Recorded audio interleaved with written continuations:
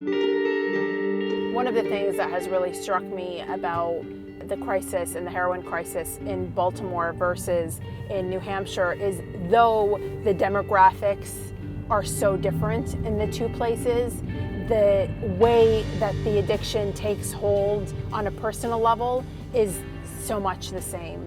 Both demographics have said to us that the people that use the heroin addicts have lost everything. And I think that form of desperation that comes after you've been dealing with addiction to something like heroin is so relatable and is so raw. And that's something that's a human experience that goes way beyond socioeconomic status. The interesting thing about our experience in Baltimore versus our experience in New Hampshire is that the approach in Baltimore is so community-based, and it seems like it really wants to put the focus on the heroin epidemic being a public health crisis versus something that needs to be tackled on the lower levels by law enforcement.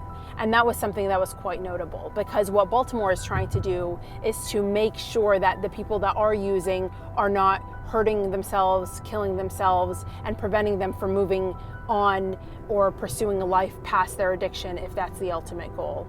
And I think that that approach changes the way that you look at addicts. And they're viewing the whole crisis in a different lens. What's been so notable for me is that though this city has been dealing with a heroin crisis for decades, the people that are hoping to turn the threat around are so hopeful. And they keep finding and collaborating on new ways to shrink the threat and to make it less of something that has its grips in every part of the community here.